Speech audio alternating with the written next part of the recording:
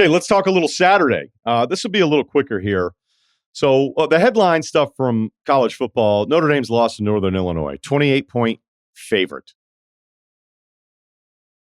If you didn't know, like I know this is kind of a stupid exercise, but play along with me here.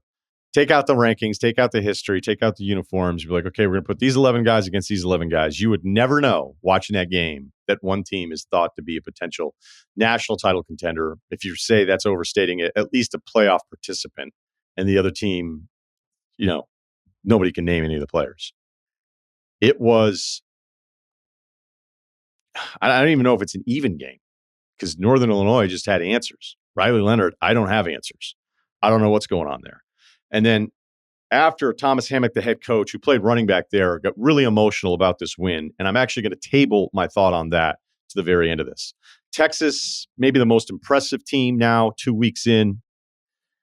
I guess you could say the same for Georgia, and Ohio State's running over everybody. We're going to do more on the top three teams and who the fourth might be, but it doesn't really matter. But we'll do it with McShay anyway. Quinn Ewers was just terrific. And it wasn't about the stats. It was about some of the pocket stuff that I'm frustrated with the NFL quarterbacks on Sunday. The fact that in that pocket traffic that Ewers is so mobile without having to run around.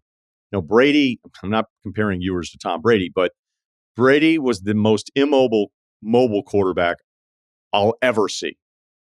He moved in the pocket to open up the throwing lane. He moved in the pocket just slightly to figure out a way to avoid pressure or give himself just a little bit more time, or the receiver or the tight end to find a way to get some separation. Ewers, when faced with pressure, because I still think Michigan's defense is terrific, just looks like a vet out there carving people up. Whether it's Isaiah Bond, the transfer from Bama. I know the other kids get a couple touchdowns. Gunnar Helm, the big tight end. Running backs for days. And then on the other side, you have Michigan's offense with Davis Warren at quarterback after we read about Alex Orji all season long. A thought on Alex Orji. There's always a guy, like on every big team, that when you bring him in, it doesn't matter what the read is. He's going to keep the football every time because he doesn't get to touch the football. He can't believe he's on the bench. He can't believe he's watching 3 hours on Saturday and he's not playing. So if I ever played against one of these guys, I would the defensive coordinator, I'd say, hey, just tell everybody he's going to keep it. Like maybe we get burned, but it doesn't matter. It's kind of like when you run the wide receiver pass option play and they can't help themselves. They'll throw it into quadruple coverage in the end zone. They could be second down and go, hey, we just really need the field goal, so throw it away. He's not going to throw it away. This is his time to shine. A passing touchdown, I might not ever get another chance at this in my entire career. So it's not exactly the same, but I feel like there's so many players that I'll watch, like, oh, here's the old 4-star that came in out of Florida. He's a freshman. Like, oh, you're going to run zone read? He's probably going to keep it. Like, no one went with the backs. There's 12 guys in the box. Keeping it. Let's talk a little Nebraska, Colorado. Nebraska's last 6-1 season was 2016 when they went 9-4. So, with Raiola at quarterback, knowing where he started and where his journey brought him to, his dad, the way he looked, a defensive line from Nebraska, black shirt alert. I don't know what it means for Nebraska. I just know it feels a hell of a lot better than it's felt the last few years. All right, can they really contend in the Big Ten? I don't know about that. I'm not going to go that far because Colorado sucks. Deion's gone 2-9 in his last 11 games. Let's run through some stats. In 2023, they allowed the second most sacks in college football. People may have thought it was fixed after week one. It's not.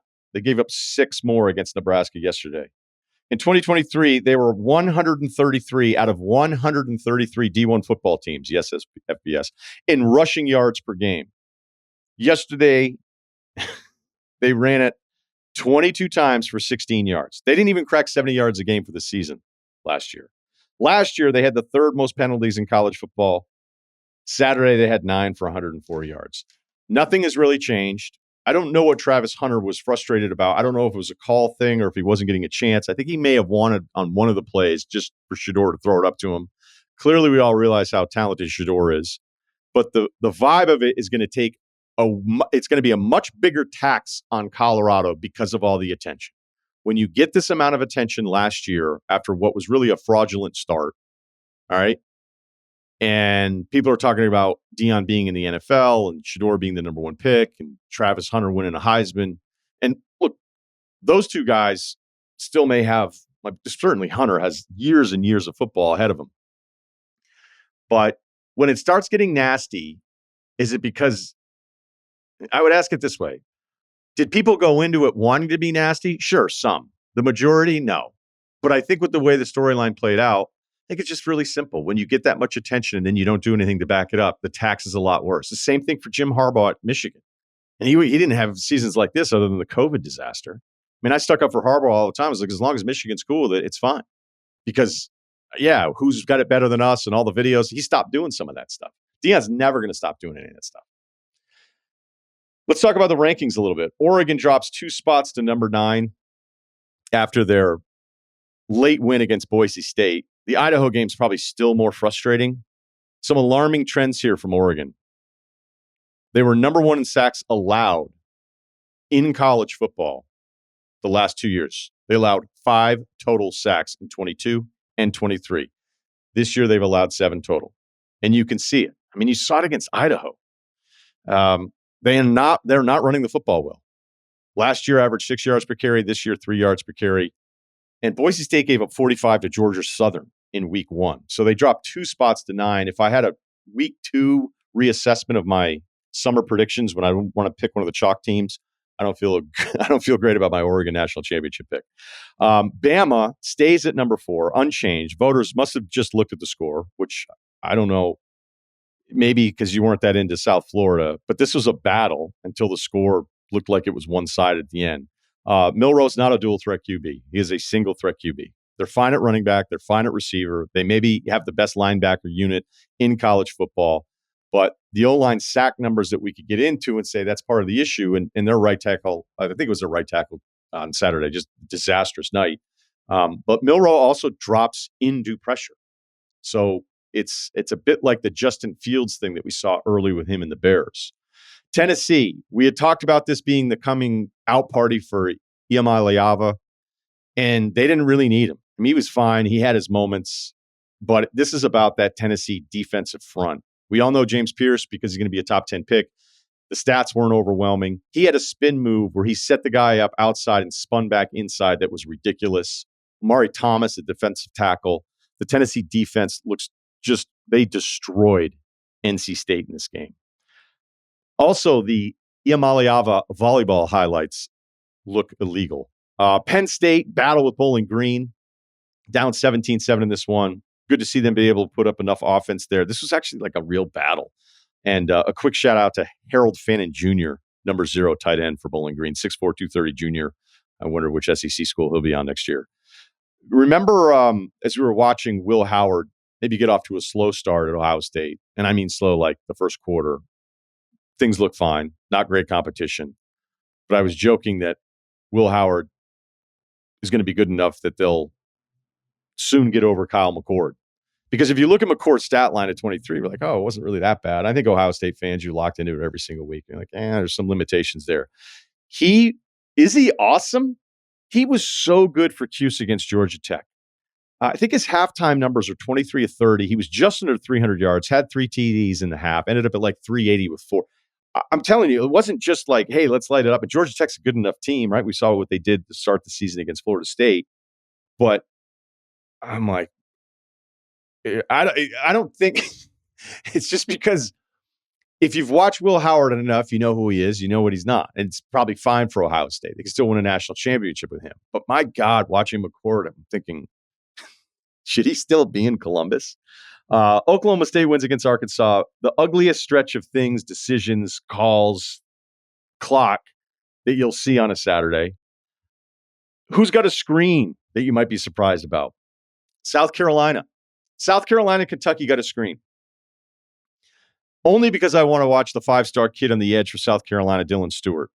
When I saw his week 1 highlights on Twitter, I thought it was actually somebody uploading college football video game stuff. I'm serious. I'm not even trying to be funny about it. Because I was like, that's a real person? He is a real person. He beat a triple team against Kentucky that was absurd. This was such an ass-kicking from a pass rush versus protection it was so bad. Greg McElroy was just like beside himself. Vandergrift, the transfer into Kentucky, he had one pass attempt in the second quarter. And then I don't think he completed another pass for like 30 minutes of game time. At one point, he was 3 of 10 for 30 yards. Another time, Kentucky kept 7 in to protect against the 3-man rush, and South Carolina still got there. It will be one of the most dominant performances you see from a D-line against an O-line in college football.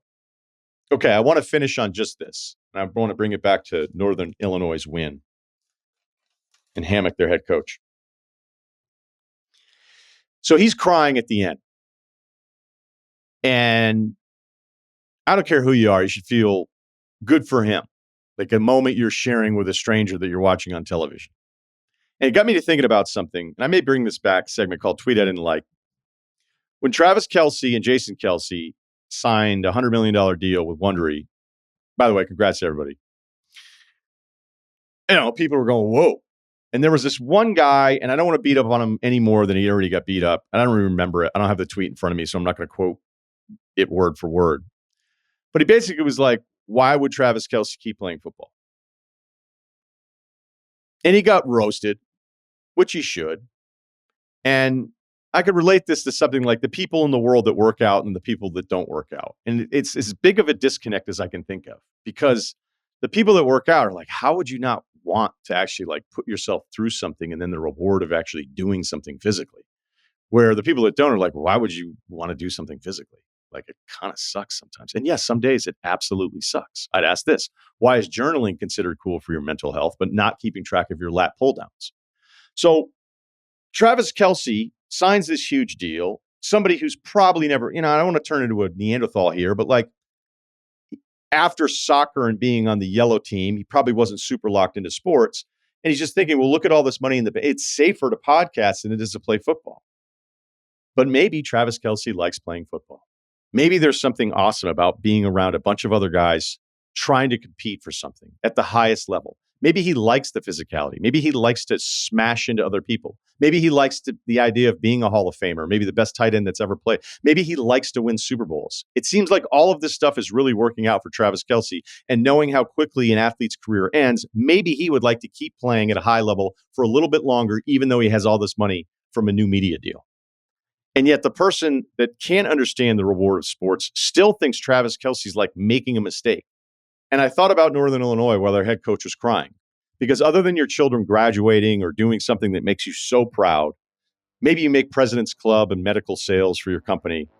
But like, how often will you be so motivated by joy in your life to cry? And that's something that people that don't compete, that don't test themselves physically, will never understand.